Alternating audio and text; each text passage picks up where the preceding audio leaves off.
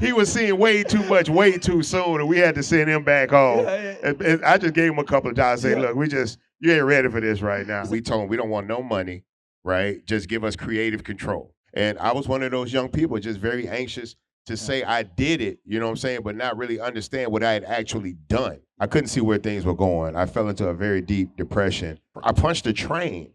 I heard money don't grow on trees, but I still believe I can achieve. Cause cash rules everything around me, around me, around me, around me. Money don't grow on trees, but I still believe. We're going to record a live episode of the Black Money Tree podcast today with none other than Bun B. So with that said, we have him here today. Many of you know him as a platinum-selling rap artist, entrepreneur extraordinaire, founder of Trill Burger, professor at Rice University. I'm sure I'm probably missing about 12 other things, but let's give it up for Bun B.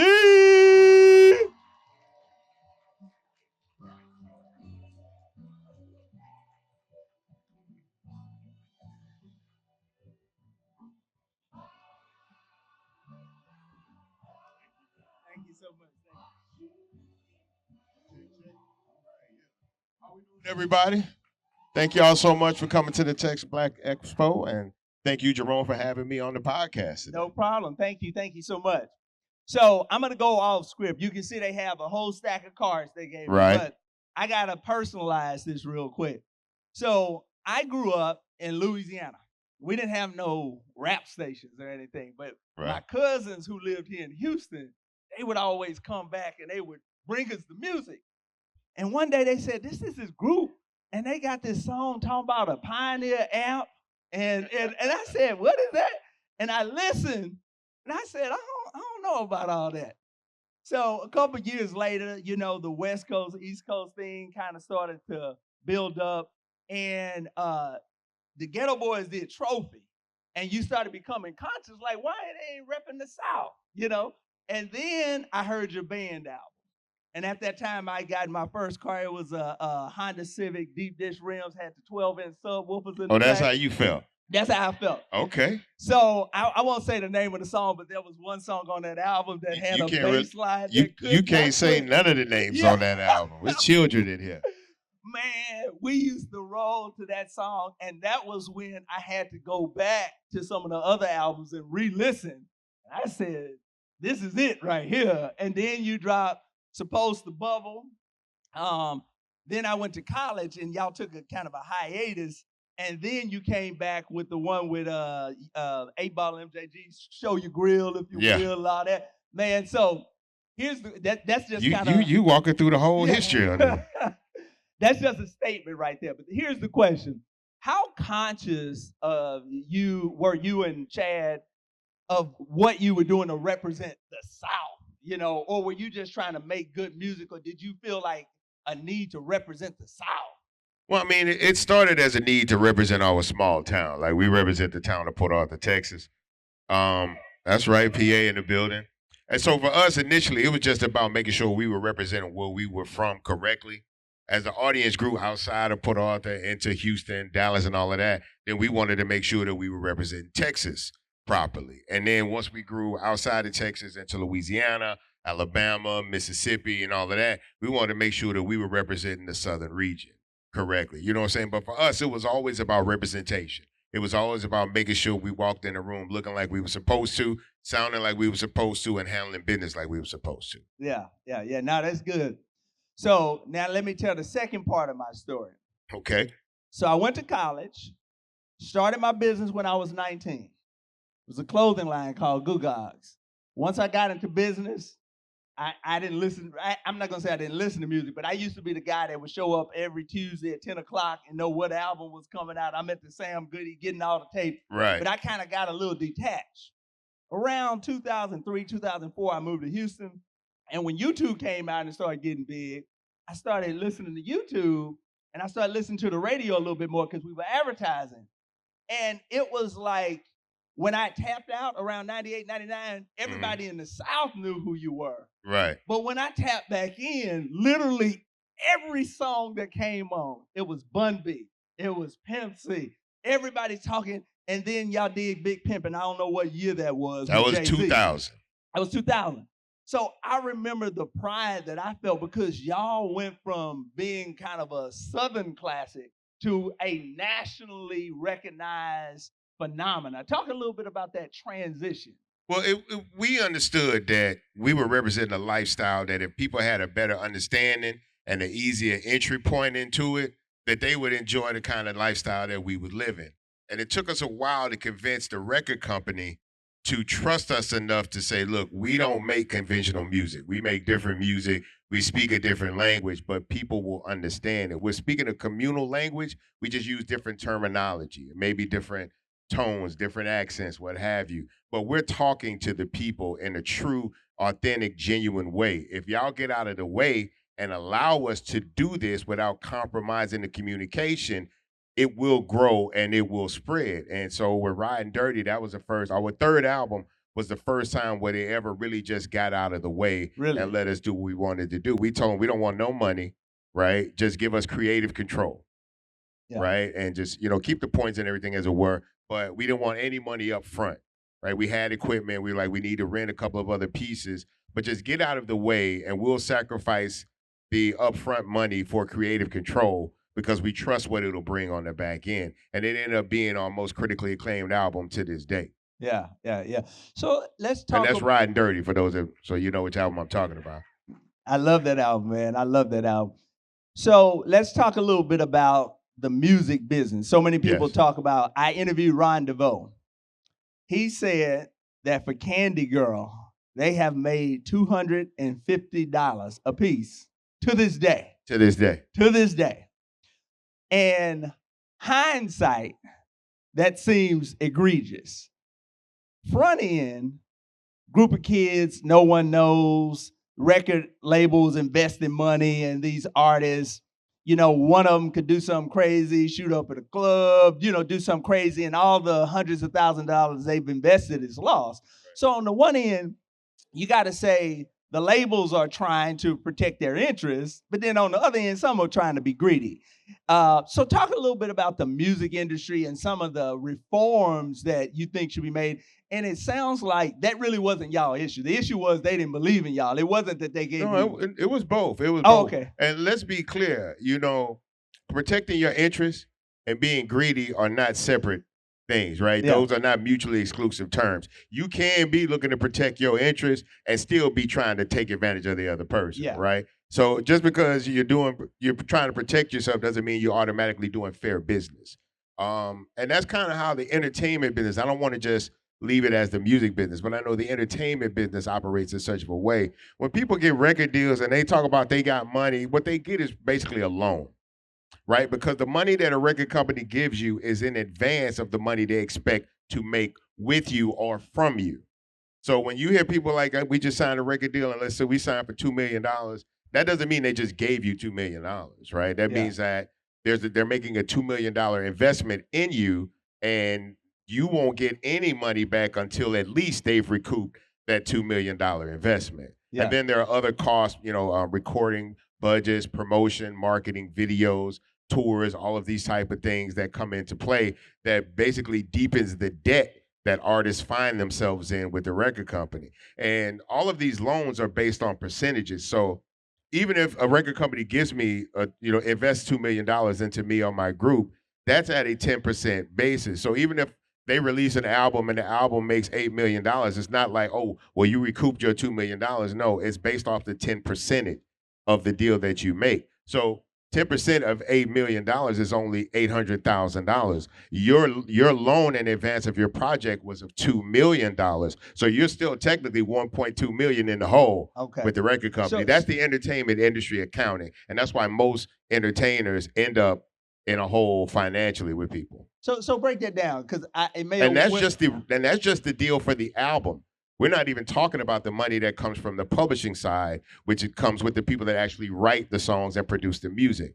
That comes with cash advances too, at a percentage, and typically it takes advantage of the artists that most artists want to be in the music industry. They just want to make music, be on TV, be played in the clubs and all of that. But it's a business, and there's a lot of money potentially to be made in the business. And people that don't go into the music industry taking the music business side of it into consideration, like myself when I signed it at 19 years old, typically get taken advantage of, like I was taken advantage of. Yeah.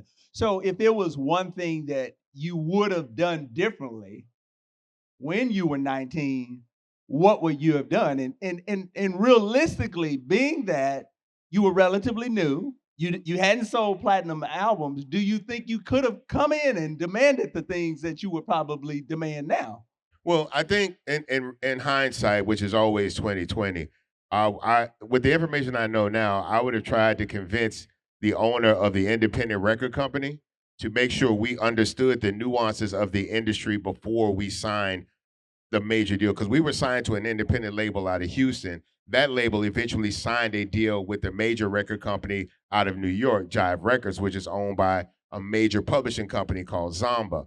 If we had taken more time to understand our true value and what our real negotiating points were, and understanding the leverage that we could have potentially had in that meeting, I think that would have benefited us tremendously over the years, because a lot of that was just willful ignorance, not really wanting to deal with the business side, not really wanting to be concerned with that stuff, just wanting to show, hey, look, we went to New York and signed a record deal, you know what I'm saying? But that doesn't pay bills if you don't know how to navigate the record industry and the music business. Signing a record deal really is more of a detriment to an artist than a benefit if they don't know what they're signing and what it does or doesn't do for them.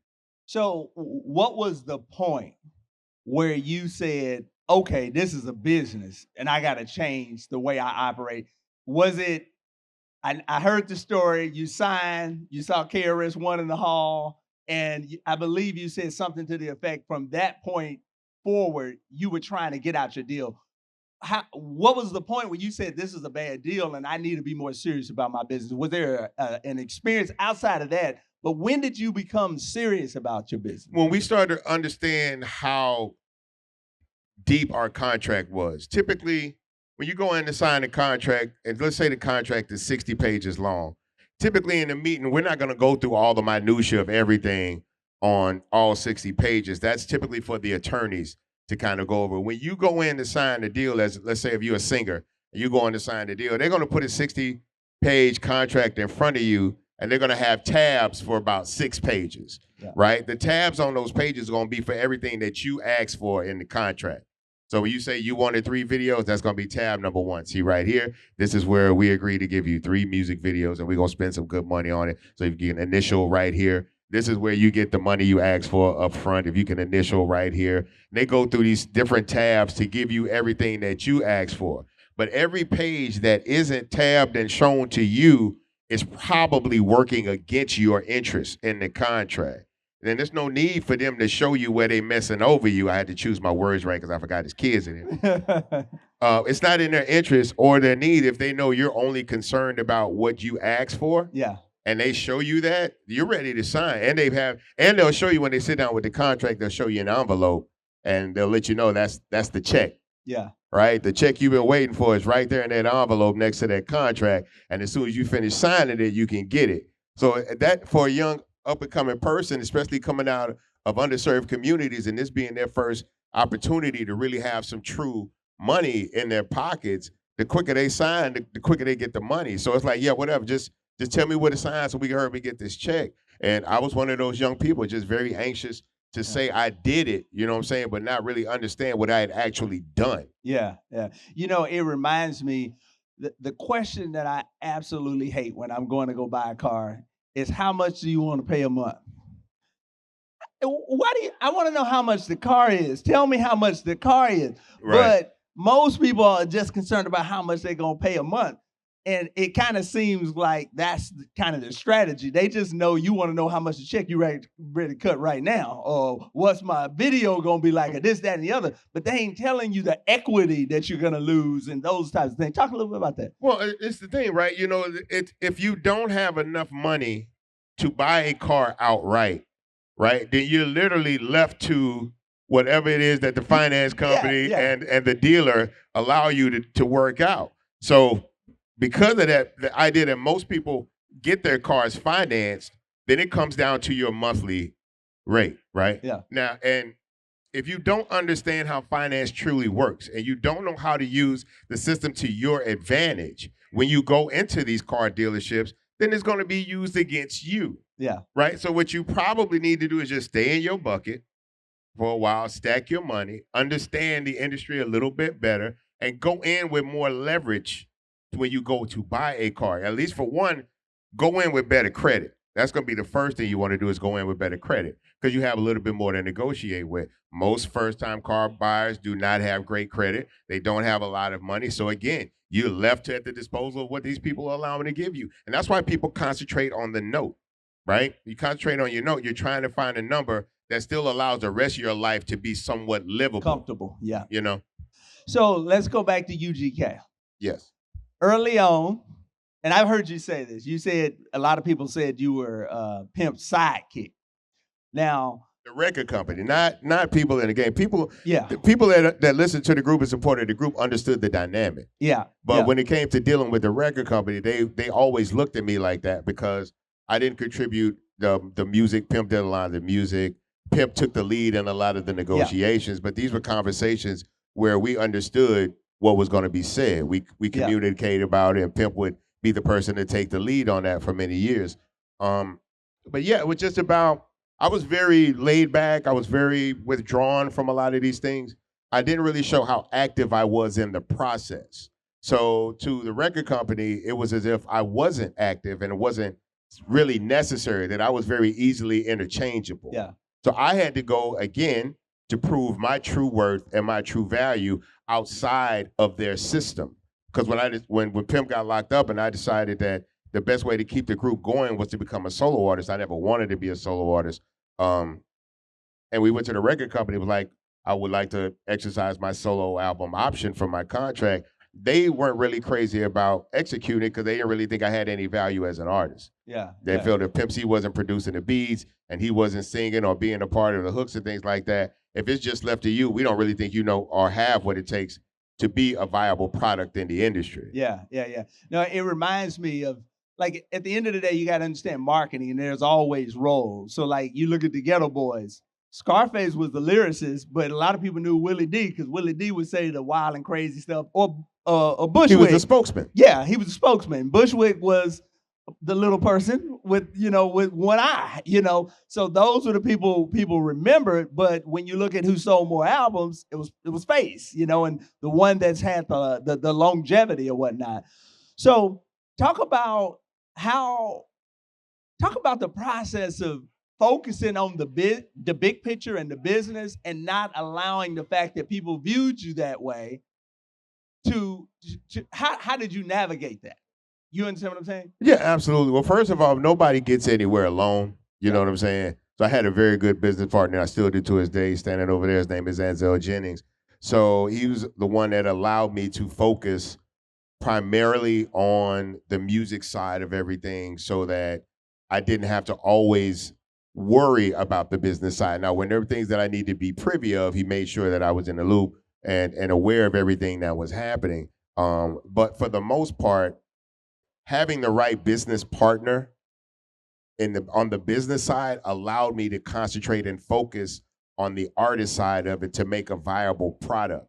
Yeah. So that's the most important thing, is to be able to figure out what your primary role is in this situation. And if there are secondary roles, can you handle that while keeping the primary role intact? And if not, do you have the right team around you to delegate to make those hard decisions? That was always an issue with UGK as a group coming up. We didn't always have the right people in the right position. When you come up out of the hood, you want everybody around you to be a part of what you're doing. So you try to put people in position to play certain roles so we can all go out of town together, get this money, and have some fun. And it's cool for a couple of weeks, and then you start doing shows, you become more popular, and you start seeing how a real team move. Yeah. You start seeing how real leadership activates in a space when you walk in. You start seeing how people really come in playing their position. Security comes in, finds the primary entrance points, exit points, the quickest way to get in and off stage, on stage, in the venue, out the venue,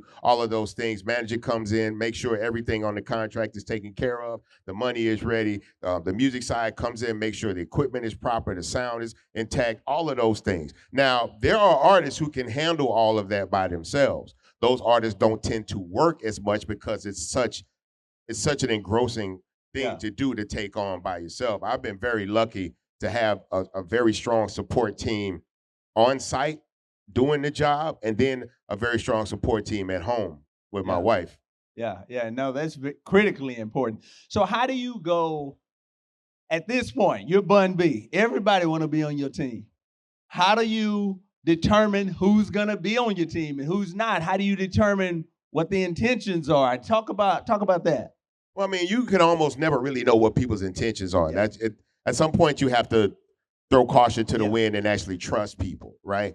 But typically, you don't want to hire people that don't come highly verified, right? You don't want to bring people on your team that nobody can tell you did a good job, has done a good job, is currently doing a good job. And you have to be very careful, because even people that come into a business with the right intentions, the proximity to money, power, and success can in real time corrupt people. So you could bring very honest, hardworking Christian people into this world, but they end up becoming engulfed in that world, and that world becomes so enticing to them, and them wanting to have proximity to that at all times, even if you aren't involved, will sometimes cause people to try to find ways to manipulate situations to keep them involved in things longer than they actually should really even be involved. Because typically, at some point, someone on your team will not have grown at the same speed and level that you have. And unfortunately, they can't continue to maintain that position because they weren't doing what they needed to do to learn more about the position, to become more entrenched in the position, to make the best connections with other people in those positions to help further the group's advancements. And so when someone isn't really picking up the slack like everybody else is, no matter if you love these people with all your heart, you have to do what's right for you and your family and the time. Now, that doesn't mean we can't be friends, and that doesn't mean you can't go do the work and come back to the team. But right now, this team needs more than you're willing to devote yourself to or devote time to learn about. So I got to go get somebody that can do this for us right now. Maybe you can work with that person, learn from that person, and then we can bring you back into position. But right now, you can't carry the load, and the load has to be carried. Yeah.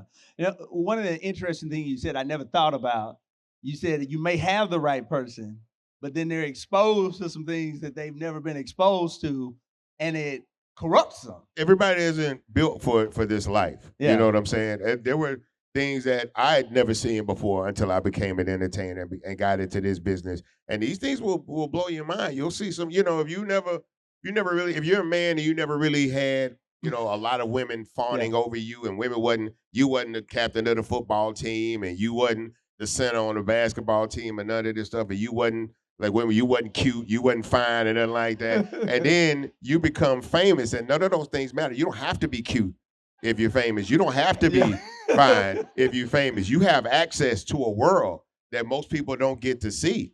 And all of a sudden, you start becoming the center of everybody's attention. That can go to your head if you're not mentally prepared with that. And that's just attention. We're not even talking about how bad money and power can corrupt people.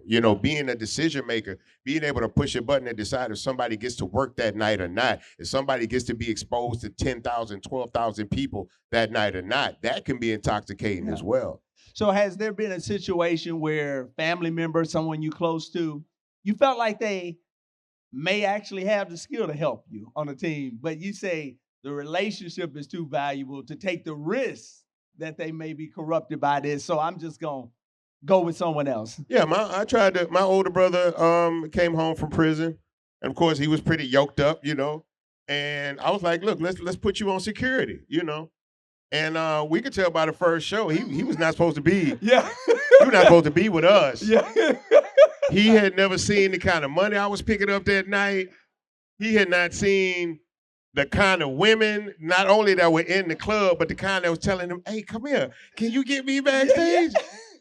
And then and it just, you could look in his eyes and realize that world was just too much for him. It was, and he had just came home too, so he was seeing way too much, way too soon, and we had to send him back home. And I just gave him a couple of dollars, say, "Look, you ain't ready for this right now." So what was that conversation like? And did it hinder the relationship at all? No, not at all. I was like, "Robert, you ain't ready for this." He say, "Man, I did not know y'all was doing all this." I say, "This is Lake Charles. Yeah. This ain't even." I say, "If I take you to Atlanta, bro, you may never come back. This ain't nothing." Yeah.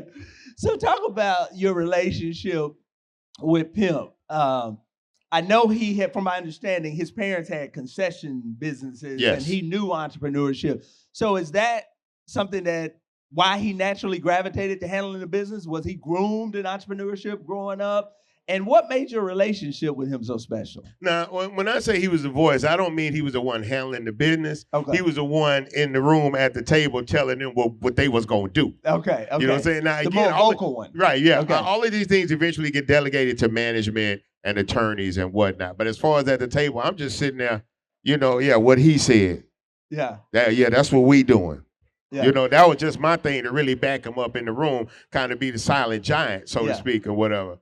But he did have a very, very deep care and concern, not just for the music, but for the group and what he felt we needed to mean to people. Yeah. UGK was his baby. I was a member of the group with him, and I gave my time and I devoted my energy and all my love and passion to it. But it was nowhere near as deep a passion as he had for what we were doing. He literally had put himself in a position where it was either do this music or nothing.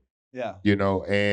But he had a natural skill for it. He probably has one of the best, or had one of the best ears for music I had ever seen in my life, and he proved it time and time again, countlessly.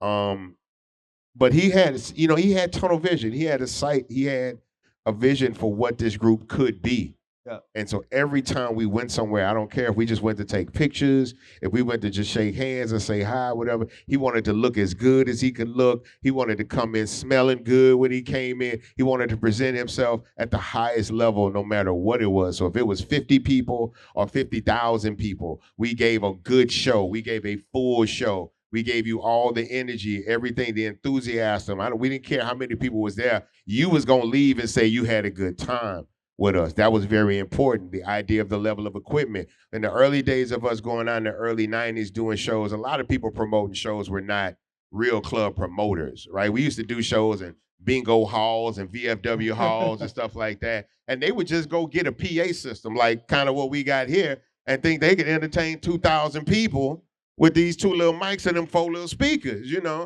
And for us, we didn't have a lot of videos. We weren't on TV. We weren't in magazines. So a lot of times people actually saw us for the first time was on stage at a concert. And we didn't want people to get have a bad response to what they saw. So we knew we couldn't present ourselves in the best way. We wasn't even finna do the show. So we get to the show and they have something like this. You're gonna have to call somebody to get some more equipment or you ain't getting no show. We finna go home because you ain't finna have me out here looking crazy, because when people come to a concert and the music go out, they blame the artist. They don't know no sound man and engineers and none of that. The music go wrong, the mic go out or whatever, you blame the artist. No disrespect, but you understand. You know that's the sound man. That's the dude where if this go bad, Bun B had some bad microphones at the expo. Yeah. I don't know what was wrong with him, and he get to go home scot-free. but you somebody has to care about what we're doing more than anything else in the moment. Somebody has to care about how we look, how we come across, how we're representing ourselves, because there's always people behind you that fought for you to get where you were. People prayed for me to be on this stage that I probably didn't even know that well, right? Like grandparents, great-grandparents that prayed to hope that I could get in a position like this. So you don't want to embarrass these people. Yeah. When you come into place. You want to make sure you give these people the best effort possible. Yeah. So one more UGK question, then I'm going to talk about what I know you want to talk about, Trill Burger. So one of my favorite songs, Rap a Lot, I think it was Rap a Lot, Having Things, Big Mike. Yes. And I heard an interview where you mentioned, I believe it was that one, you said it caused a little contention because when you heard it, you said that's a UGK song.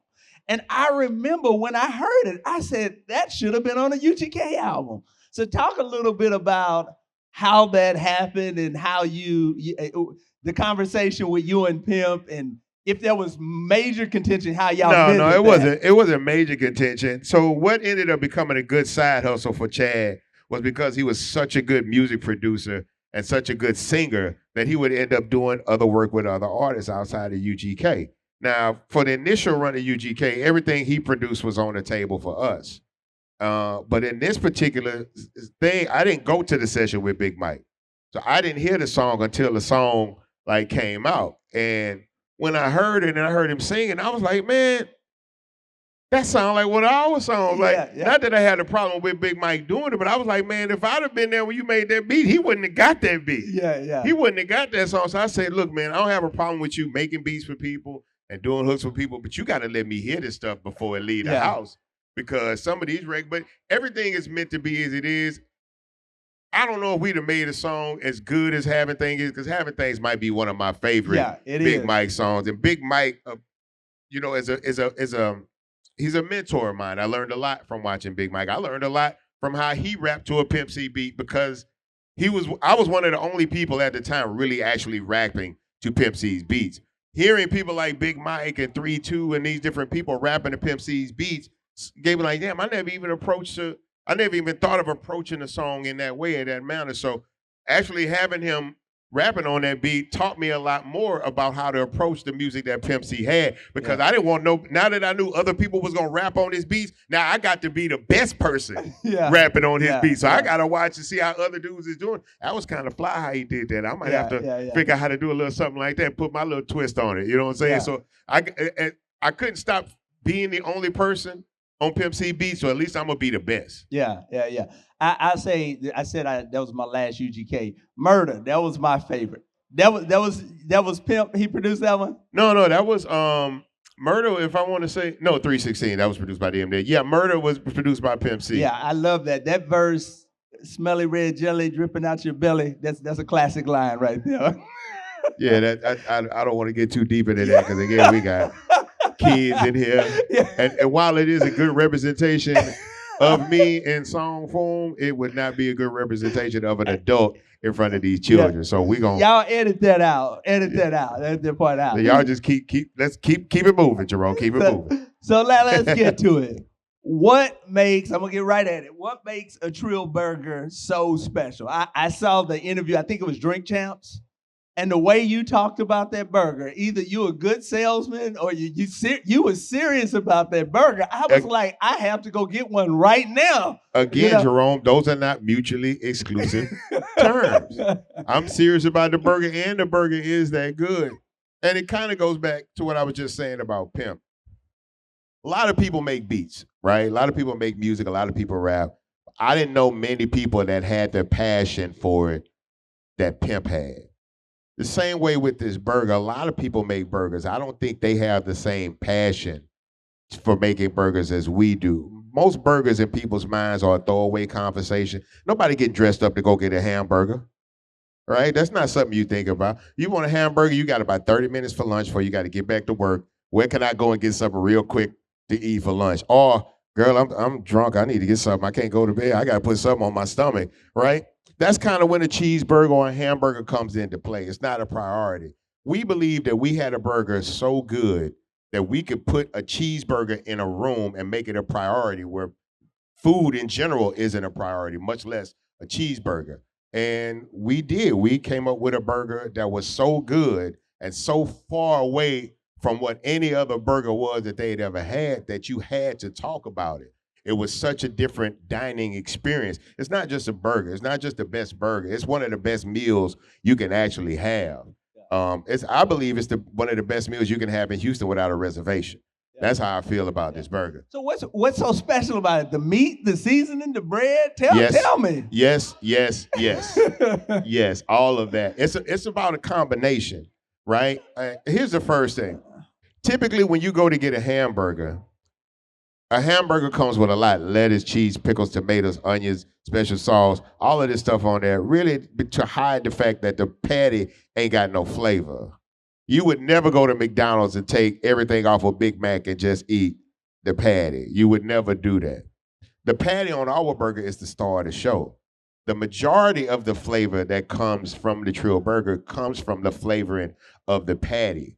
People just typically throw a patty on the grill, put a little salt and pepper, cook it, and then the flavor gets compensated by condiments. Because typically when you go somewhere and eat food, when you go to McDonald's, it's not because you love McDonald's. You typically go to McDonald's for the fries, right? You may get nuggets, you may get a burger, you may get a fish sandwich, whatever, but you want them fries. They make the best, they don't just have the best fries, they have the best salt. Yeah. Yeah. Like, I don't know if that makes sense to people. Yeah. McDonald's has the best salt. That's why you go back, because everybody make fries and everybody put some salt on. It don't taste like a McDonald's fry. They figured that out. And they figured out the best ketchup to go with them. All of these things are concerted efforts to put together the perfect product, right? But again, that's to compensate for the fact that the burger ain't really all that. If a McDonald's burger didn't have ketchup and mayo and mustard and onions, it really wouldn't be that good to you. You can have a dry Trill Burger, meat and cheese and bread. That's going to be a good burger because you're still going to have flavor from the patty. The other thing about the burger, and trust me, I could talk about this burger all day. I'm going to try to keep it calm. The other thing about this burger is a combination, right? So we're not just putting things on a burger because people are used to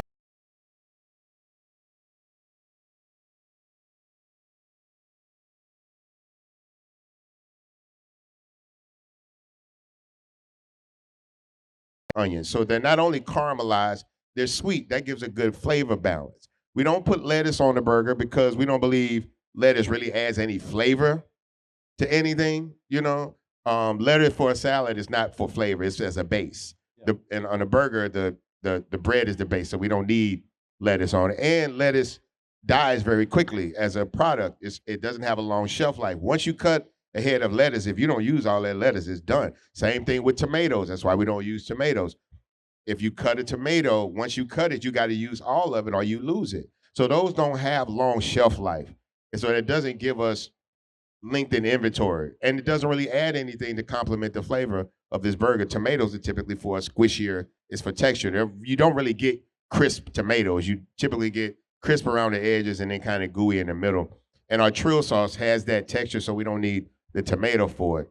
Everything is designed for that. When you eat a bite of this burger, it's a flavor combination that you've never had before, not just in a hamburger, but in most meals. And that's, to me, part of what makes the Trill Burger so good. Part of it. Okay, man, I got to get one of these burgers immediately. Yes. So you talked about how early on, I believe with Trill Burger, you were actually in the kitchen cooking and doing all of that. I would contribute. That wasn't me making the burgers. I'm not going to stand and sit and act like I'm in the chef cooking up all day. But there were times where we did not have enough staff. Okay. And I would have to put on the gloves and get in the kitchen. Mostly I would do the fries. Sometimes I would prep the burgers, have them ready for when patties came off of the grill. Every now and then I would go on the grill, and if somebody needed to go and take a little break, I could get on the grill and flip the burgers. But I was not the person doing the majority of the cooking. But I did want to know every job that everybody was doing, so that if I needed to step in or someone needed to step in, we start at the top. Yeah. You know what I'm saying? And I think it's important for employees to see you willing to, you know, put on those gloves and get on that grill and do the hard work that they're doing, and not just support them, but physically help them in the moment. And I ain't got no problem with a hard day's work. Yeah, that was actually, I was gonna ask the question, but I think you already clarified it. I was gonna ask because to me, you shouldn't be out there flipping burgers. You're the face, you're the brand, you're the CEO, you're the strategist. But I also got the most to lose if people don't have a good experience. Yeah. So that's why I put on those gloves. Well, Not just for me, but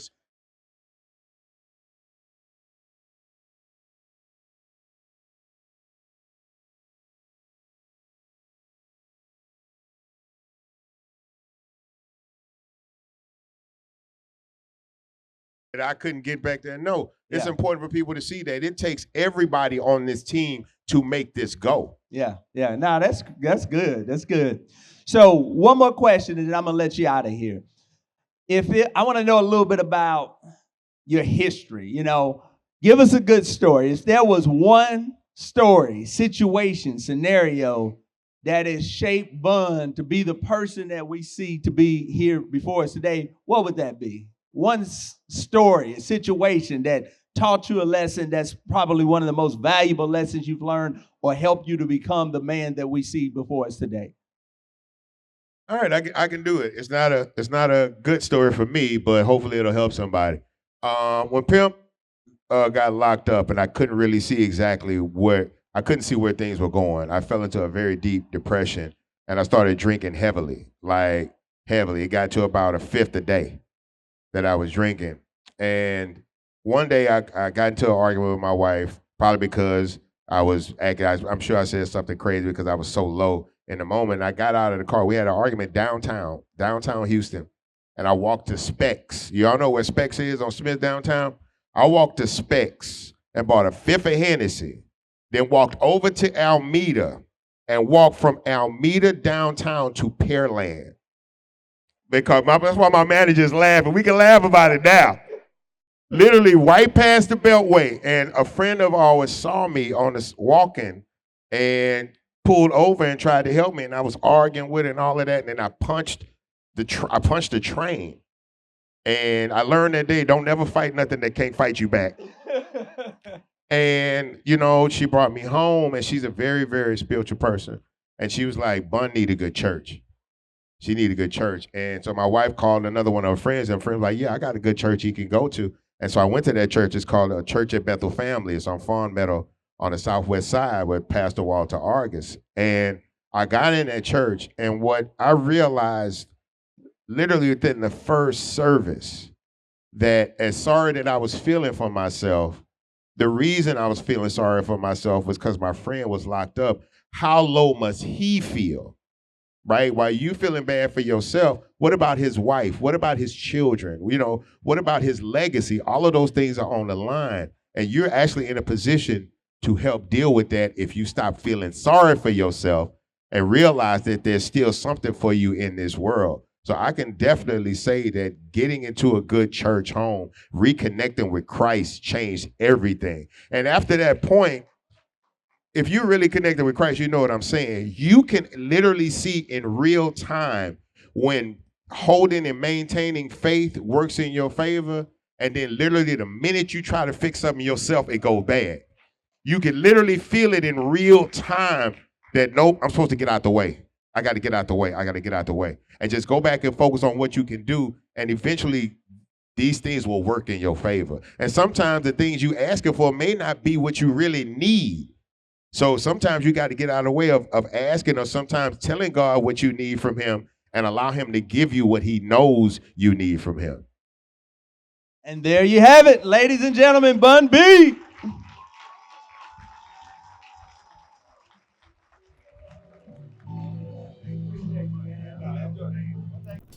Money don't grow on trees, but I still believe I can achieve. Cause cash rules everything around.